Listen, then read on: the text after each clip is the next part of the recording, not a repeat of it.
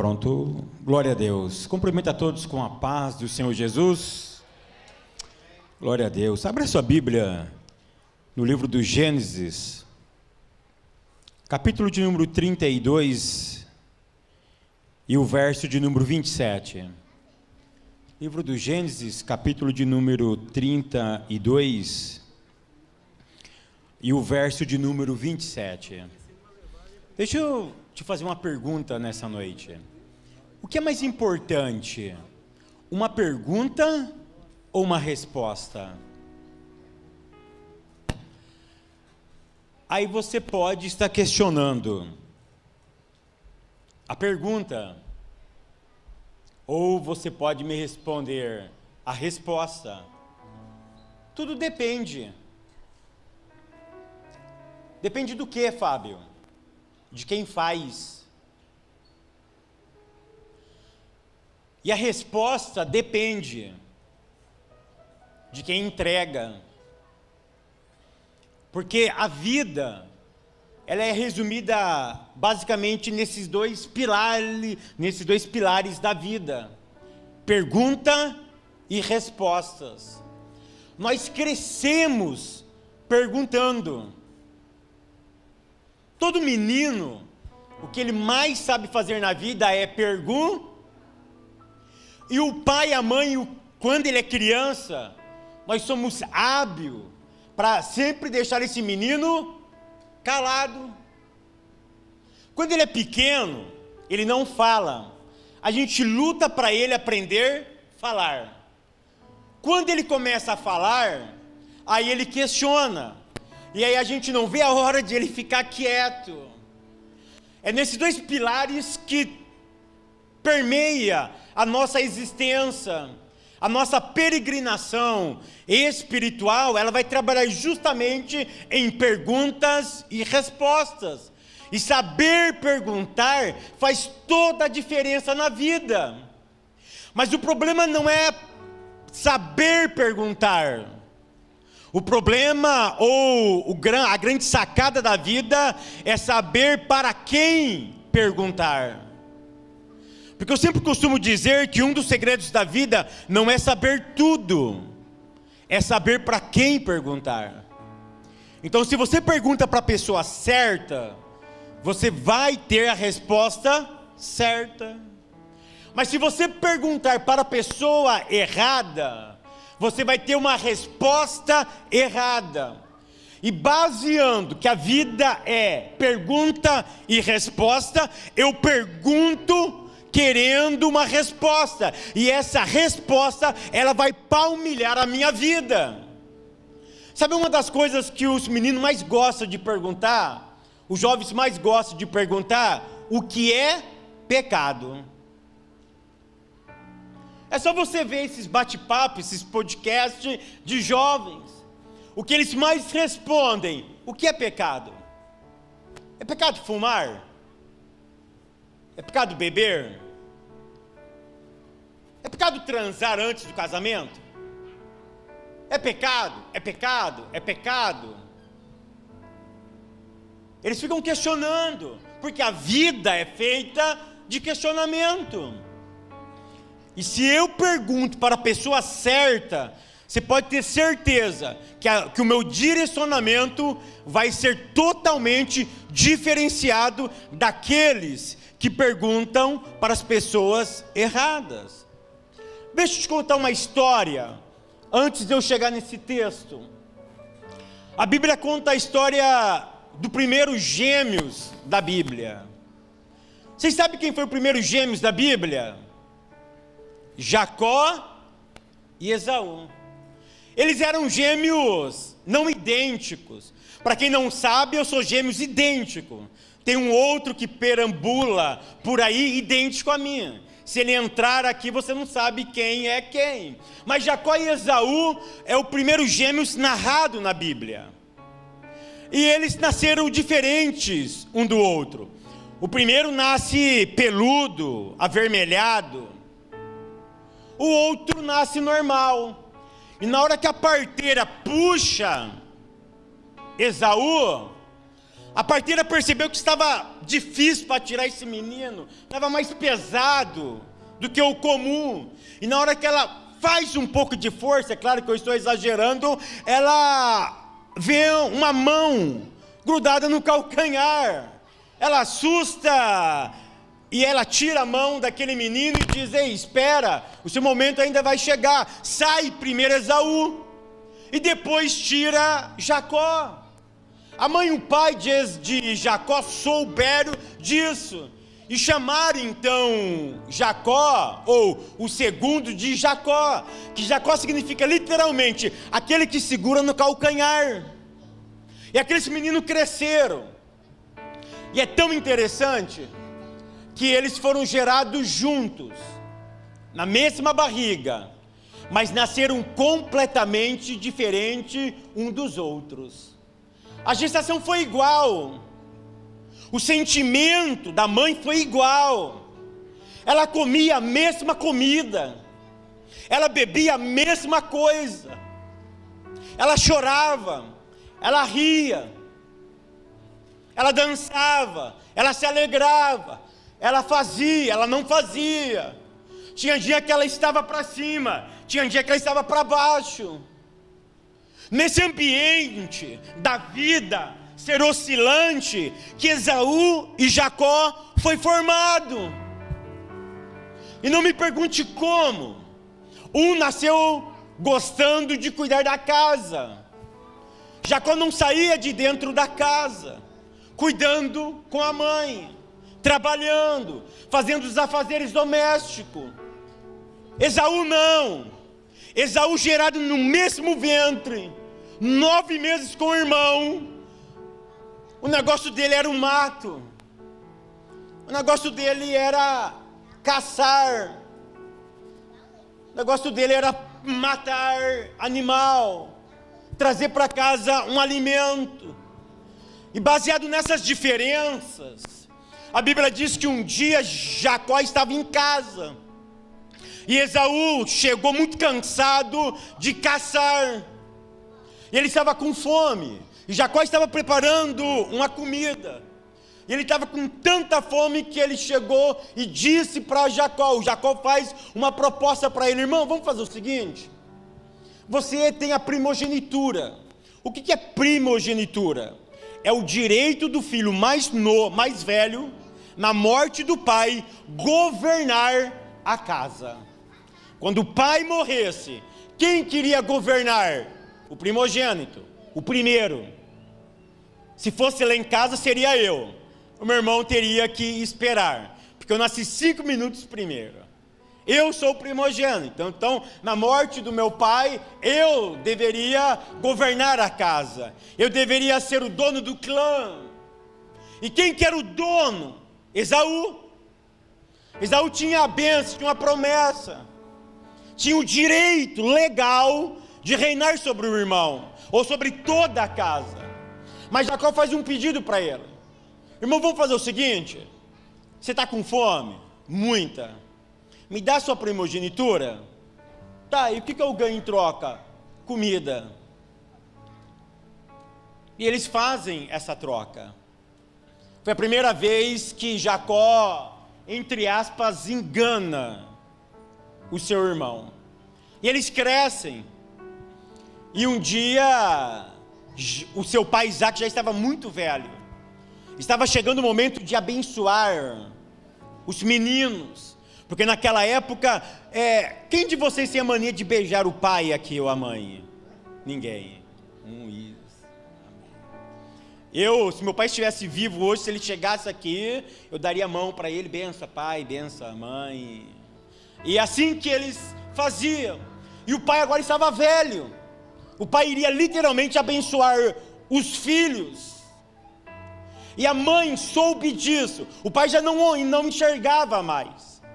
E ele faz um pedido: Esaú, vem aqui, eu vou morrer, mas antes eu preciso te abençoar. Vai no mato, prepara algo que eu gosto, que eu tenho prazer em comer, para que eu te abençoe.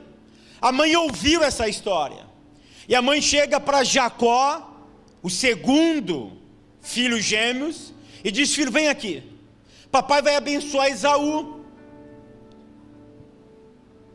Vamos fazer o seguinte, vamos preparar algo para ele, para que ele possa te abençoar.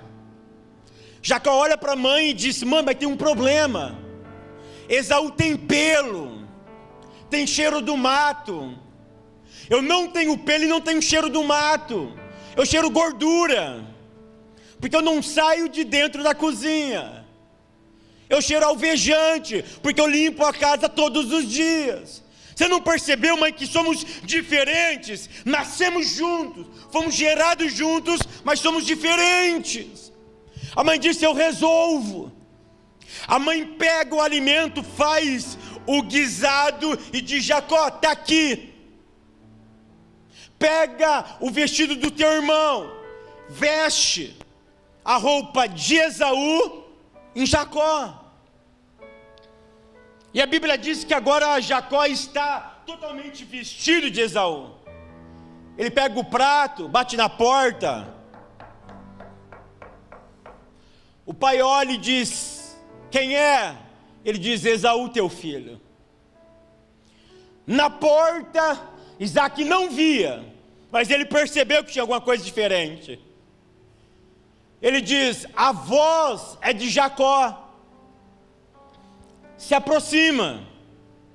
E a Bíblia diz que Jacó se aproxima. E o pai pega na mão do menino e passa a mão no braço, no rosto, no pescoço.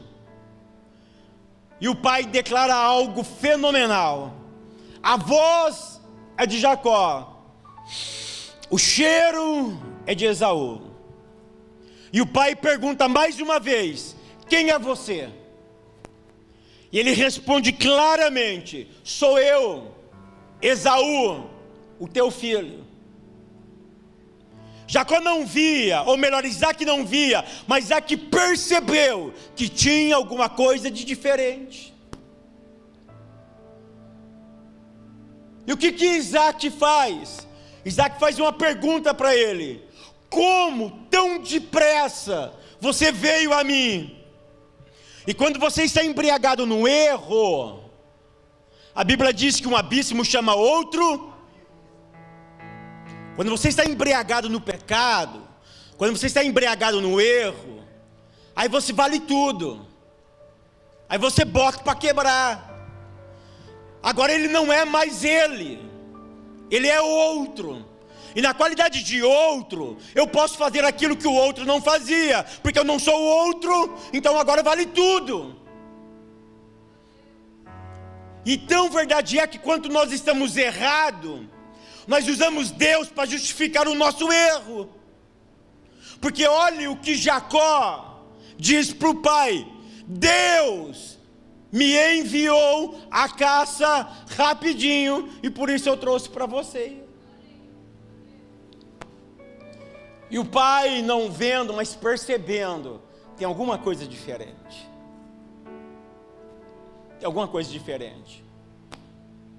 A Bíblia diz que ele come, e depois que ele come, ele abençoa Jacó. E na hora que Jacó sai por uma porta, quem é que entra na outra porta? Esaú, o verdadeiro. Na hora que ele entra, ele bate. O coração do pai palpita. E o pai pergunta: quem é? E ele diz: Esaú. A Bíblia diz que Isaac dá um grito e pergunta: quem é? Aquele que acabou de sair. Nas entrelinhas, eu sabia que não era ele, mas eu não podia fazer nada. Os meus olhos impediram, e eu fui ludibriado por aquele que acha que era Esaú. E a Bíblia diz que Esaú soube, e o pai conta tudo. E uma coisa que o pecado mais faz é gerar intriga. O que nasceu no coração de Esaú? Vou matar ele. aguarda que eu vou matar aquele menino. E sabe quantos anos eles tinham? Mais de 40 anos. Não era garotinho. Mas vivia com o papai e com a mamãe. Rebeca pega o menino e diz: teu irmão quer te matar, foge. Ele foge. Sabe quantos anos ele fica isolado, sozinho, remoendo a dor do pecado, a dor da culpa? 20 anos. Mas um dia, lá em Padã Arã, Deus aparece para Jacó e diz: Jacó, é a hora de acertar o passado. É hora de acertar o passado. Se eu pudesse deixar uma mensagem para vocês aqui nessa noite, a mensagem seria o seguinte: faça o que é correto enquanto você é jovem, porque um dia o preço chega cobrando e cobra caro.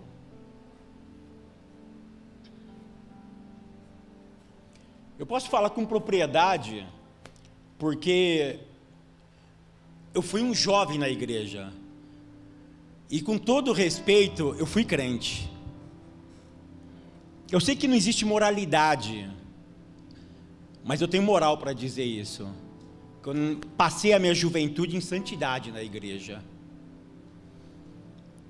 Porque quando você faz... Deixa eu te ensinar mais uma verdade. Tempo não apaga o erro. Um dia ele cobra, um dia ele vem. Depois de 20 anos, Deus aparece para Jacó, quilômetros e quilômetros de distância, e diz: volta, porque você tem uma conta para acertar no passado. E a Bíblia diz que ele volta, mas ele volta agora com medo, ele volta perturbado, porque meu irmão vai me matar, e se o meu irmão me encontrar, ele me mata. E o que Jacó fez? Estratégia. Ele foi esperto. O que ele fez? Ele separou em vários grupos.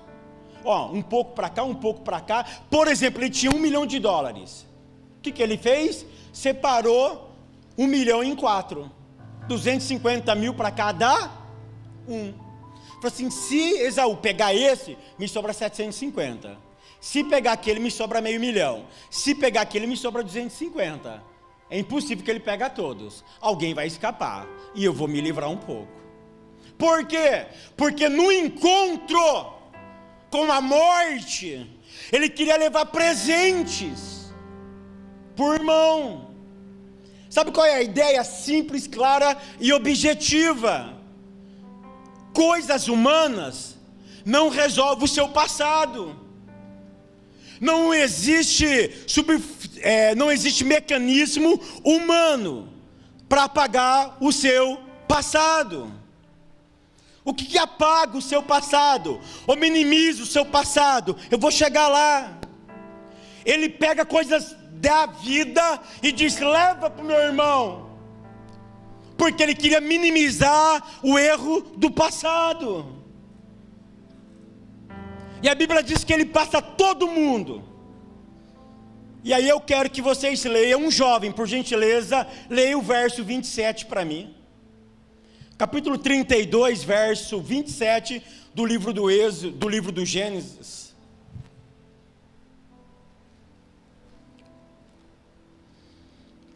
Cadê o jovem corajoso aí? Na minha época, na hora que o pastor falava assim, o jovem vai ler, tinha briga para ler. Aí o homem perguntou: Jacó? Eita, então eu falei, é verso 27. 32, 27. Lê de novo? Aí o homem perguntou: como você se chama? Ok. Em outra tradução, qual é o teu? O anjo perguntou para ele por quê? Todo mundo tinha passado. E aí tinha um riachinho. Imagina uma poça de água. Jacó estava naquela poça de água, à noite apareceu um ser. Esse ser gruda em Jacó, ou Jacó gruda nesse homem, e eles começam a brigar. E a Bíblia diz que Jacó era mais forte, Jacó era bom de pancada, Jacó segurou ele. O que o anjo fez? O anjo deu uma paulistinha nele. Vocês sabem o que é paulistinha? Não, né? Paulistinha é quando alguém dá uma joelhada aqui, ó. Pá! Pronto, o cara já desmunheca. Fala o quê? Tostão. Ah, tá. Tostão lá em São Paulo é dinheiro. Rapaz, tô sem nenhum tostão. Tô quebradinho. Entendeu? Ou seja, é um tostão, uma paulistinha. Alguém chega e pá! Aí você já cai na hora. Foi isso que o anjo fez. Mas olha que interessante. Quando você está focado para mudar a tua história, a dor não é capaz de mudar nem um pouquinho o seu destino. Mesmo com dor, ele não largou. E a Bíblia diz: e percebendo o anjo que não largava Jacó dele, perguntou para ele: o que você quer que eu faça? E ele disse: me abençoa. O que Jacó queria? Jacó queria dinheiro? Jacó já tinha. Jacó era um dos homens mais ricos daquele momento. Jacó hoje ele seria multimilionário. Sabe o que Jacó queria? Paz na alma. Me abençoa, me livra do meu passado, me livra dessa dor que eu carrego. Tem coisas que nós fazemos hoje que a gente só vai perceber quando você casar. Sabe por quê? Tem muitos casais que não vivem bem hoje porque tiveram uma infância ruim e acharam que o casamento seria uma solução. Casamento não é solução para resolver um problema da sua alma. Casamento não deixa vocês mais felizes. Sabe o que deixa vocês mais felizes? É um encontro pessoal com o Senhor Jesus. Um encontro pode mudar a tua história. Nossa, porque se eu encontrar aquela mina, vocês sabem o que é mina? Sabe nada, né? Mina é menina, é a garota. Se eu encontrar aquela mina, nossa, aquela mina vai mudar a minha vida. Aquele menino vai mudar a minha história. Ei, negativo. Ele pode complementar. Se você tiver um problema de existência, se você não sabe quem você é, olha a pergunta: qual é o teu nome?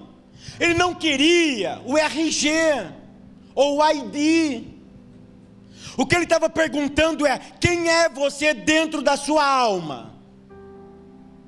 Não, me fala quem é você dentro da sua alma. Toda pergunta que Deus faz, e eu respondo com sinceridade, uma resposta pode mudar completamente o curso, não somente da minha história, mas de todos aqueles que me cercam. Se Deus perguntasse hoje para você qual é o teu nome, nenhuma palavra, o que você diria para Ele? Uma palavra. Resume você em uma palavra. Quem é o Fábio? Em uma palavra. Quem é a Maria? Em uma palavra. Quem é o Pablo? Nenhuma palavra. Quem é você? Nenhuma palavra. Conhecer a si é o ponto determinante para uma história ser mudada. Mas sabe qual é o problema de conhecer a si? Porque se eu conheço a mim, na minha perspectiva, eu posso ser arrogante, eu posso ser um prepotente. Então olha que interessante, como que eu respondo quem sou eu? Só na minha perspectiva não vale. Você precisa responder na perspectiva do outro. O outro que você convive é determinante para determinar quem é você. Sabe quando você está em casa, naquelas brigas de família, você está lá comendo no domingo de manhã, e o pai e a mãe olham para você e dizem: nossa, falou igualzinho a mãe dele. Nossa, falou igualzinho o pai dele. Sabe por quê? Porque o outro está vendo o outro em você. Então como que eu respondo isso? Só na minha perspectiva não vale. Porque se a minha perspectiva estiver equivocada ou errada, eu faço uma leitura errada da minha vida. Então por isso que eu preciso do outro, para que o outro mostre também quem sou eu.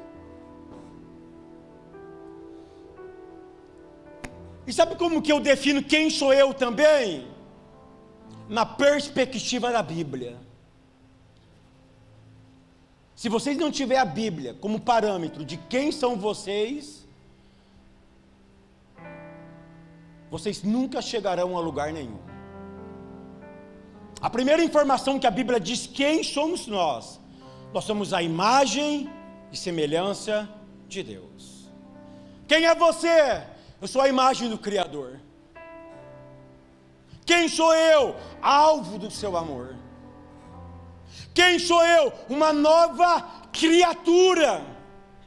O que é uma nova criatura? Uma nova criação. Saber quem sou eu, na perspectiva minha, na perspectiva do outro, e na perspectiva do Evangelho, da Bíblia, faz a minha história mudar. E uma das coisas que nós mais sofremos hoje, e essa geração Z, é assim que se chama aqui nos Estados Unidos também? Geração Z, é a geração mais desnorteada que tem. Porque não sabem quem são. Uma hora acha que é neutro, outra hora acha que é isso, outra hora acha que é um caranguejo, outra hora acha que é uma barata, outra hora acha que é isso. Pera! Quem sou eu? Vocês dão risada, né? Mas eu preciso analisar quem sou eu. Que perspectiva eu estou vendo? Na minha?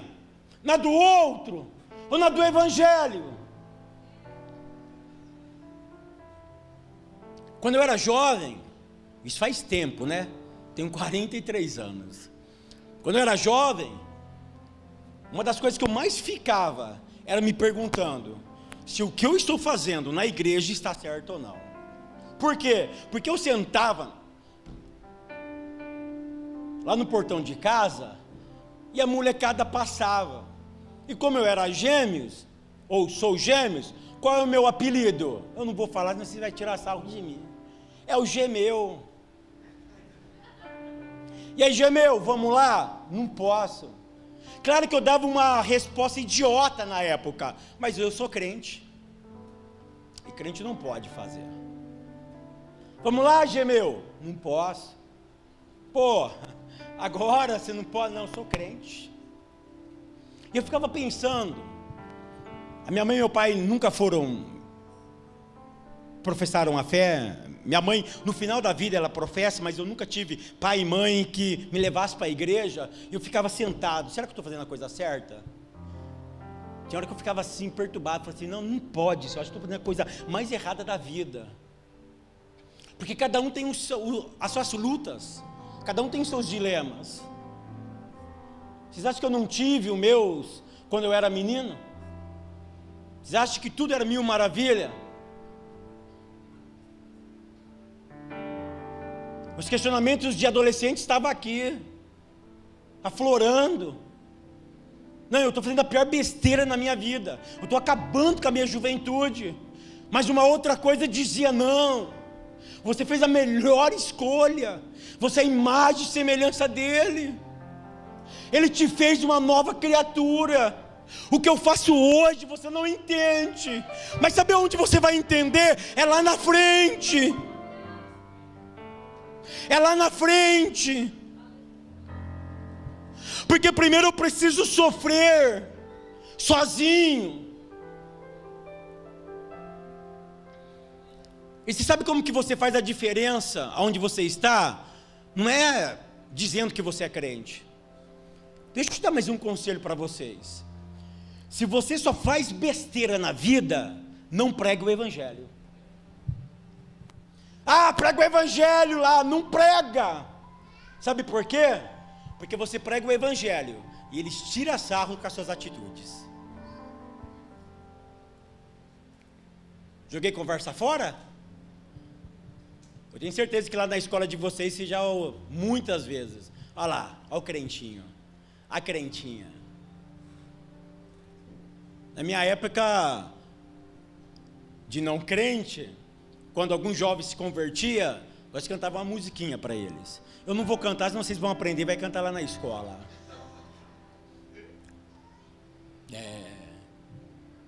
De terninho branco, de Bíblia na mão, vou para a igreja, glória irmão.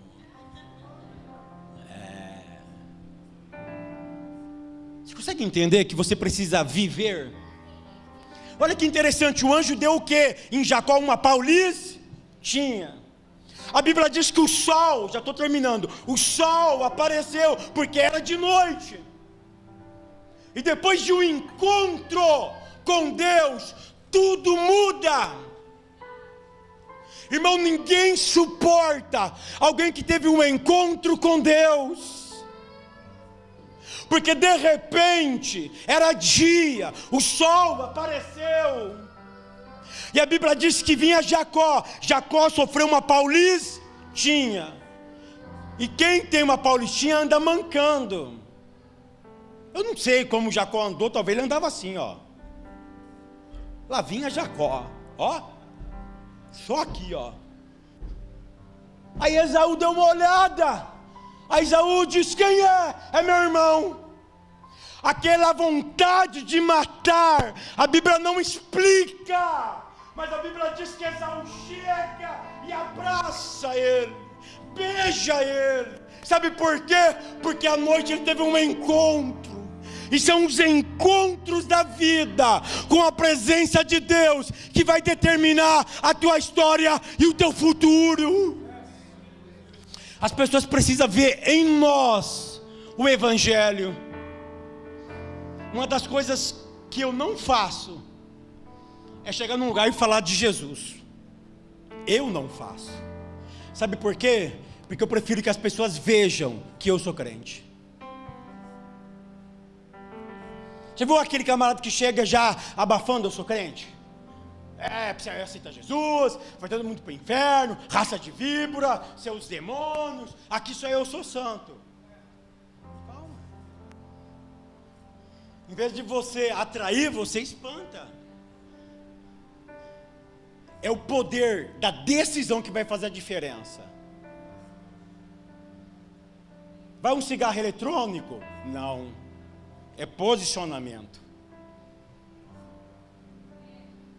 E aí, vai uma pornografia? É posicionamento.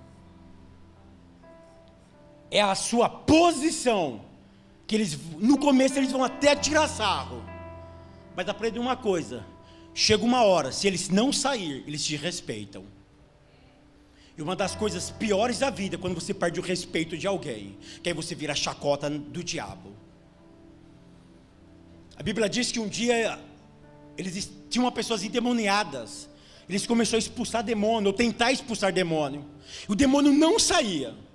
Talvez era eu que estava expulsando lá, e o demônio não saía. Aí chegou alguém aqui da igreja. Aí o diabo olhou para quem estava chegando, e eu doido lá: sai, sai, sai. O demônio não saía. Aí chegou você.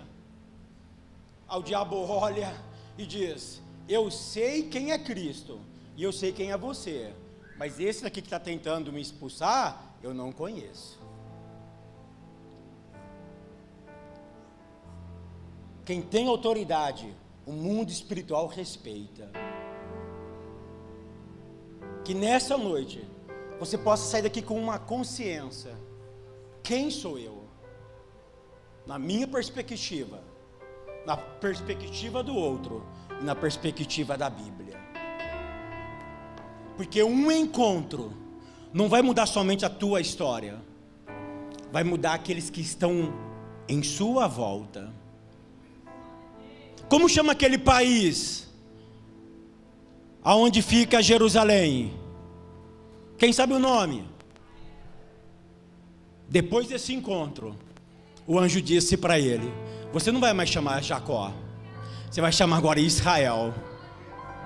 Você consegue entender que uma atitude eterniza o teu nome aqui nessa terra? E você sempre vai ser lembrado, não pelas suas derrotas, mas pelo poder da sua decisão. E a sua decisão vai fazer história por gerações. Se colocam de pé.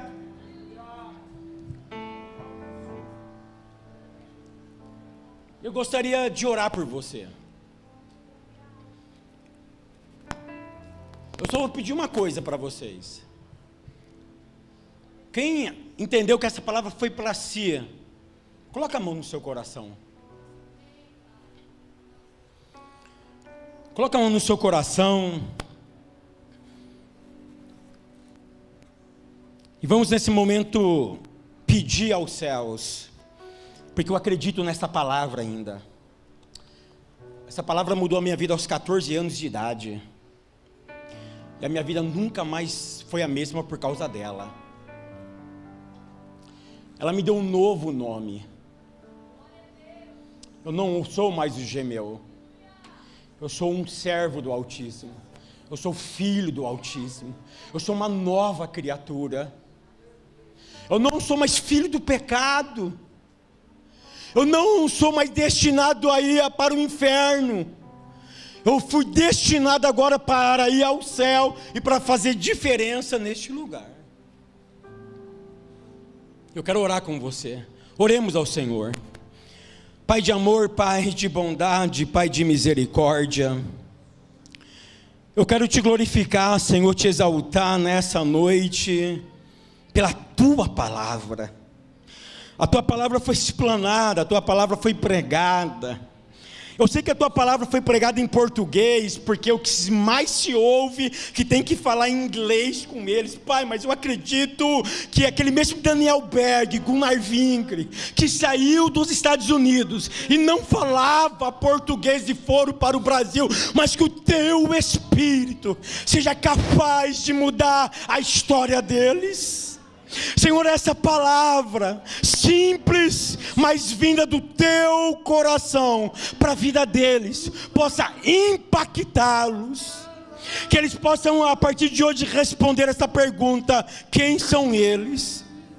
E que o Teu Espírito possa conscientizá-los que eles precisam de uma atitude, porque a partir de hoje eles não vão mais pregar com palavras, eles vão pregar com atitudes.